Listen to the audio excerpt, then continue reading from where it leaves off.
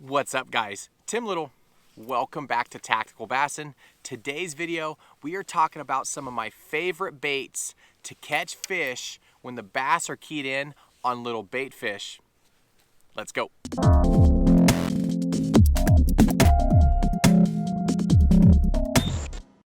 I'm sure some of you guys have witnessed it in the fall, in the winter, big bass got bait fish pinned up in the backs of coves, shallow water, and just bombs are going off. You're sitting there, you're cold, you're freezing, wondering, why can't I buy a bite? So today's video got some tips for you, some of my favorite baits to downsize to and really try to pick off and take advantage of those fish when they're keyed in on such small bait. A lot of times fishing around the country, seeing, threadfin shad, little silver sides, baby crappie, baby bluegill, a lot of times they're really, really small, less than, let's say, 2 inches.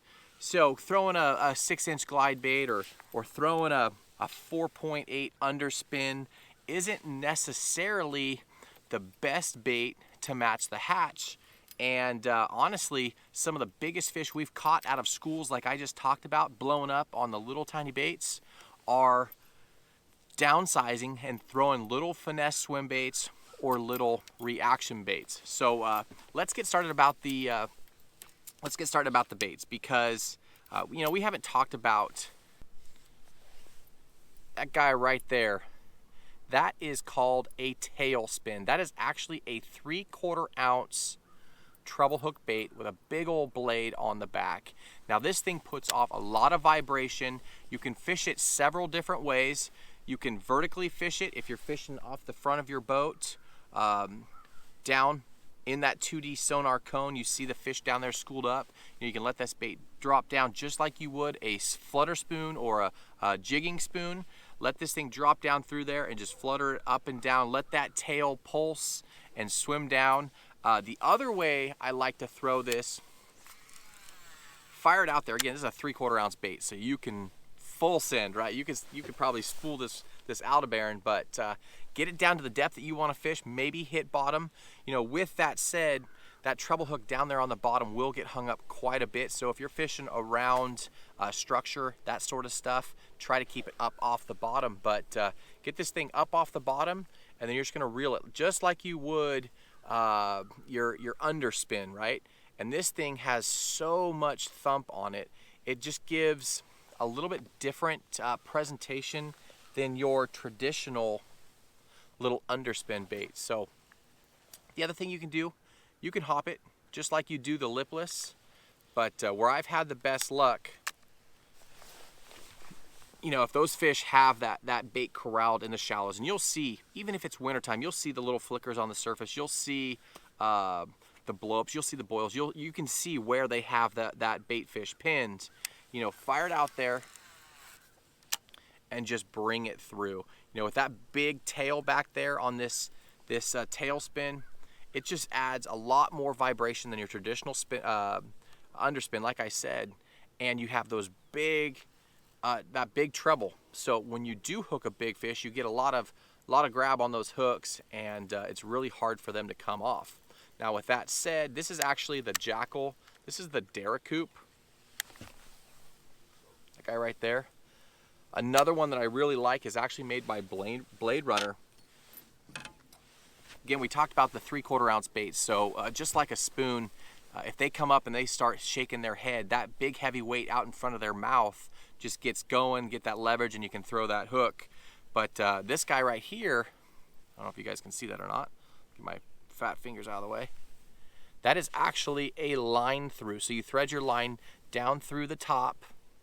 Right here, you tie your hook on, and it is a line through tailspin. So when you do hook that fish, say you're jigging it like I talked about, and you hook that fish, now you're just playing that fish just on the hook, and you don't have to worry about that big 3/4 ounce head in the way. So a tailspin, we haven't really talked about it a lot in the last few months, but last year out here, especially out here on Chick, with those fish keyed in on those, I don't know, a few weeks ago, I actually caught topwater fish here. It is crazy. You know, we just did a video, you know, where do bass go in the wintertime and how to catch them. I explained to you the basic situations, and I explained to you that there are obviously exceptions to the rules, right? I'm actually starting to sweat out here in the bibs and the sweatshirt. It's probably close to 60 degrees, and those fish will move up. You know, like I said, I caught topwater fish just a couple weeks ago, and I was in less than 8 inches of water. I actually beached the boat and got off and was fishing from shore because they had these bait fish pinned up in the back, and I couldn't reach them with my boat. So bass are crazy. But what I was gonna say is they were actually catching, I'll overlay a little picture of it, but it was little tiny bluegill. You know, they weren't going after all the threadfin shad. They weren't going after the other stuff. They were going after little tiny bluegill, and it's just crazy how these bass can get keyed in on really small baits. The next bait that I'm going to talk about, it's kind of like a dead horse because we beat it a lot, and that is the blade bait. Those of you guys that follow our channel know how many big ones, how many fish we catch on this guy right here. That's that Demiki Vault. You know, that is just a staple in our arsenal 12 months out of the year. But where this really shines, when you put down that LV500 or that TN70, you know, that red eye shad, whatever lipless crank you're throwing, where this shines is when it gets a little colder or those fish get keyed in on that rattle. Now you go silent. Again, you fish it on your favorite lipless rod, your favorite jig rod, whatever it may be. But this blade bait right here really shines on those fish that are keyed in to bait this size. So a blade bait, show you guys a little trick that I like to do. You guys have probably seen this in some other videos, but I'll take that actual VMC and turn this blade bait into a blade bait with a little bit of an underspin, a little bit of flash. Now the reason to do that, when you're throwing this bait up there, and you know they have, I don't know, hundreds of thousands, maybe millions of bait fish corralled in a bay, in a backwater, and you're throwing your bait up there, you're competing with all those real bait fish, right? So you need something to make your bait stand out. Adding a little bit of flash, a little bit of vibration will get that bass to key in on your bait. But again, that's that Demiki Vault with that little VMC. I'll link all this stuff down below in the video description.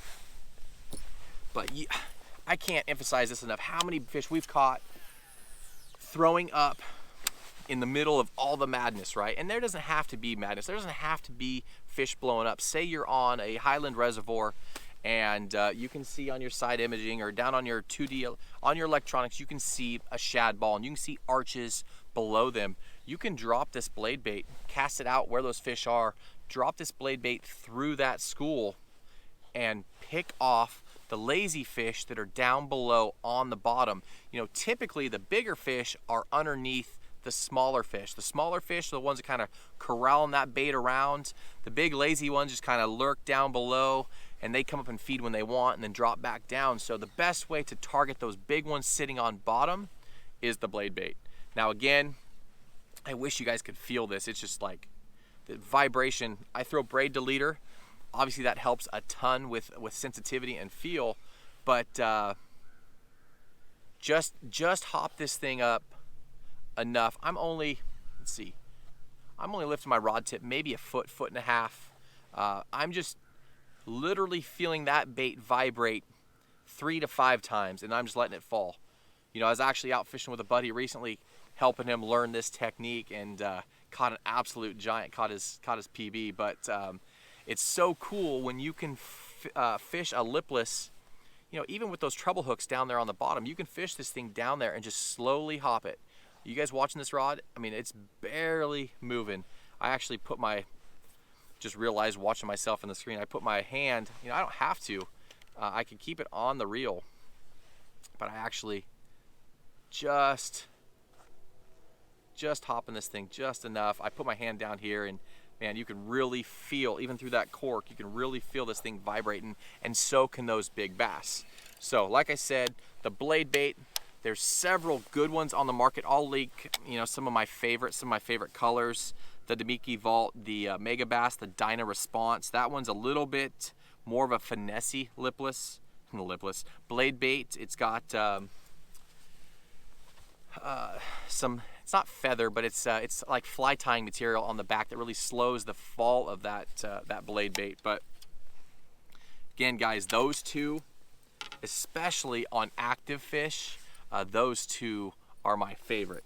Now, again, I talked about that little change up right there. I'll link the split rings you need and the size hook also down below.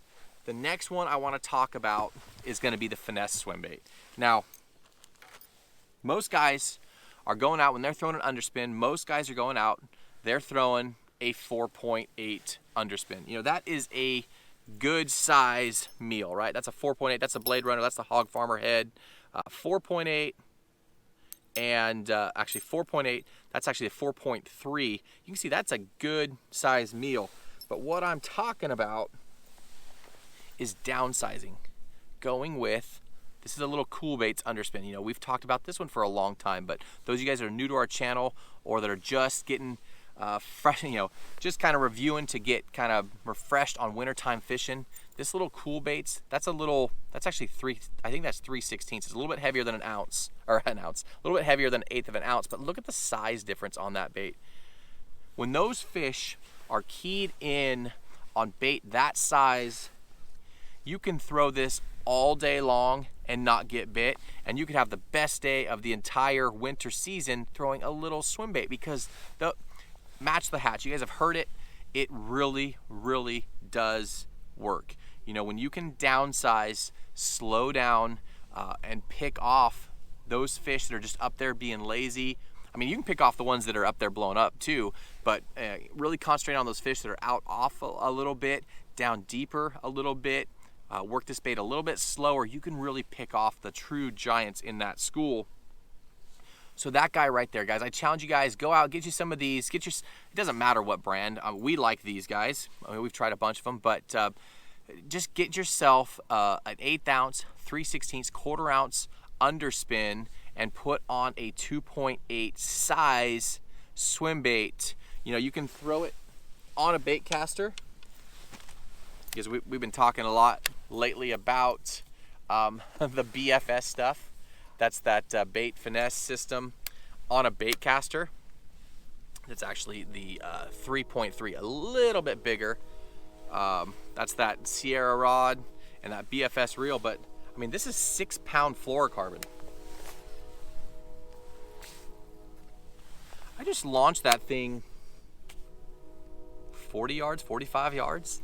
So cool. You don't have to throw it on a spinning rod, but that's a little bit of a BFS tangent. I just enjoy throwing these little swim baits, these little finesse swim baits on bait casters.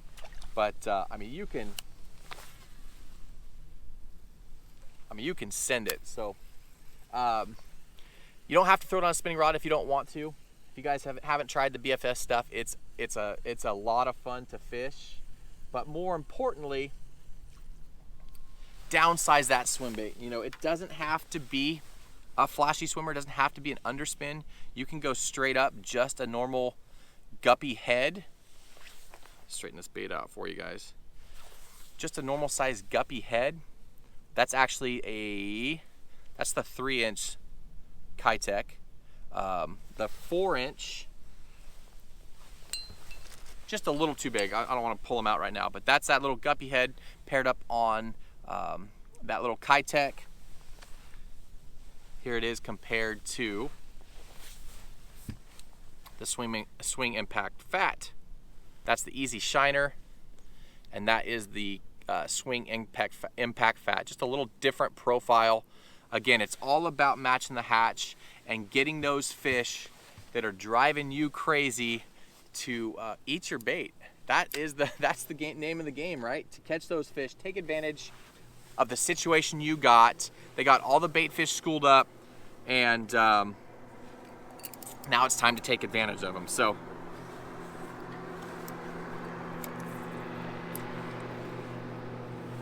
don't be afraid, especially right now, don't be afraid to downsize your traditional underspin, go down to that 2.8, go to that 3-inch flat-sided Kitech. You know, don't be afraid to try the blade bait.